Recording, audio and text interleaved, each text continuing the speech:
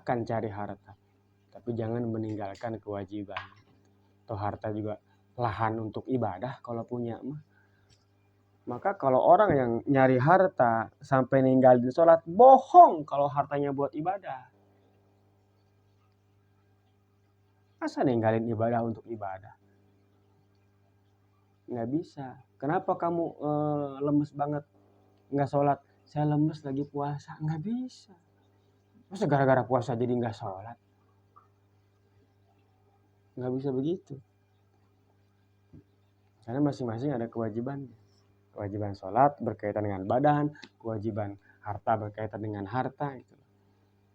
Buat bahan ini kita. Jadi kalaupun mencari harta ya boleh-boleh saja. Terus semua rezeki dari Allah, Allah juga memerintahkan, bahkan Nabi, orang ada perintah zakat sama siapa? Ada yang punya harta kan? Nggak ada kewajiban zakat kalau nggak punya harta. Jadi Allah nyuruh zakat itu nyuruh kita punya duit, nyuruh kita punya harta, minimal supaya tidak menyusahkan orang lain dengan meminta-minta. Tapi ada batasannya, jangan sampai meninggalkan kewajiban. Kalau sampai begitu itu yang disinggung alhaakumut takasur. Celaka mereka yang mengumpulkan harta hatta zurtumul maqabir. Sampai datang ke kuburan ternyata nggak ada yang dibawa sama sekali. Jangan kelewatan, jangan duitnya dicari tapi yang bikin duit ditinggalin. Ya Allahnya ditinggalin, sholatnya enggak, apanya enggak. Bisa jadi duit mah dapat, tapi Allah benci. Cik Allah merana ya, tah jeung maneh lain. Lemok kusia cik Allah. Tempokeun nepi ka kumaha. Besi sungkunan. Apa namanya istidraj. Hartanya mungkin dikasih tapi Allahnya marah. Enggak suka. Kalau Allah enggak suka, siapa yang mau suka sama kita? Kalau Allah udah benci, waduh.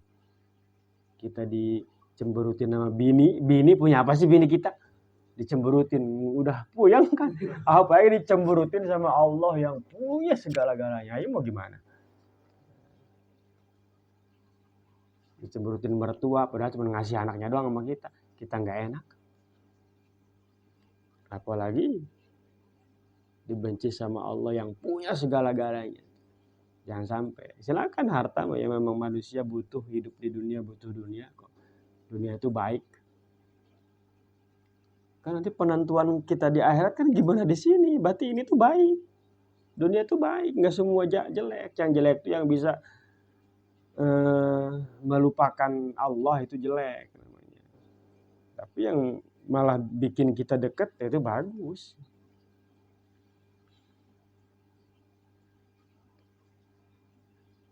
Itu kalau dia nelen harta dia sendiri nggak wajib untuk digali. Tapi kalau nelen harta orang lain lalu mati dikubur dan yang punya harta itu nagih harus diambil, maka ambil, gali, belek.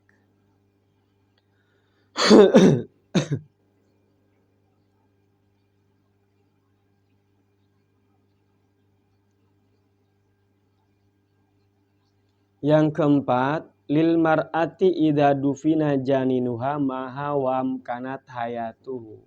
Apabila ada seorang perempuan meninggal dunia dalam keadaan hamil. Dan hamilnya ini sudah usia 6 bulan. 6 bulan itu kan mungkin hidup kalau keluar. Udah dikubur.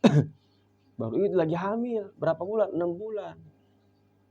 Ada kemungkinan menurut medis ya. Ada kemungkinan untuk hidup ini si bayi, si janin ini. Maka gali lagi, belek, ambil janinnya. Gak apa-apa meskipun harus ngebelek perut mayit. Demi menyelamatkan yang hidup. Kalau ada kemungkinan hidup. Kalau nggak ada mah jangan. Maka harus ahli menurut ahli.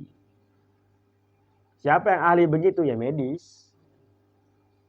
Kalau medis belum ada ya bahlamanya dukun beranak.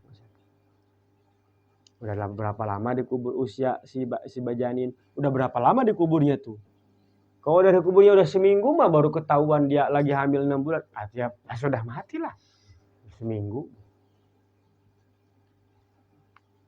Jadi wajib. Kalau si perempuan, seorang perempuan meninggal dunia, ada janin di perutnya dan mungkin hidup. Menurut medis mungkin hidup, maka harus digali lagi, dibelek perutnya, disesar, ambil. Nggak harus pasti loh, yang penting mungkin aja. Pas diambil dibelek, mati, ya tuh udah masukin lagi kubur. Nggak ada harus kepastian. Yang penting ada kemungkinan untuk hidup, nggak apa-apa. Menurut medis. Jadi harus menurut ahlinya ya. Nggak usah diterawang, ini harus ahlinya. Ya kadukun, ucuk dukun, oh asana hirup. Dukun bukan bidangnya itu.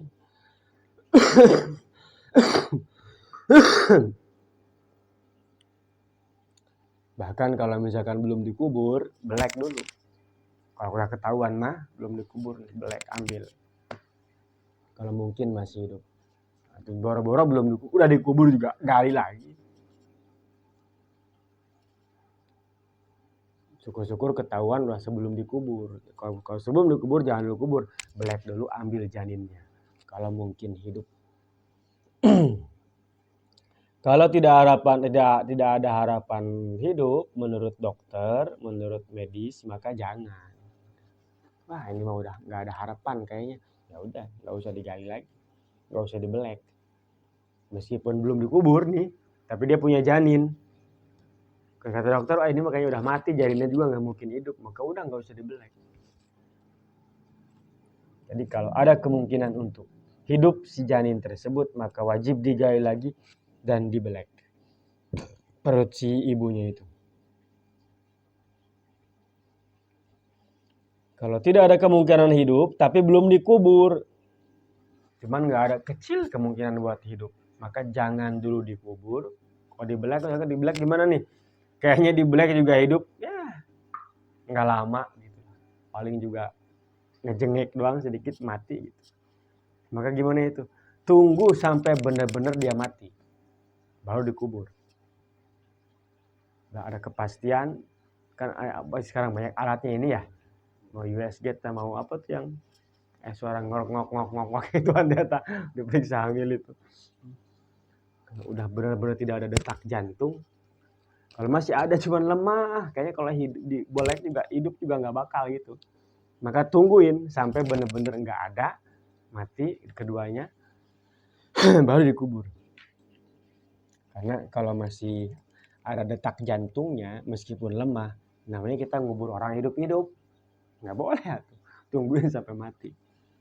Jadi mau dibelek, nggak ada harapan hidup, maka biarkan dulu sampai mati.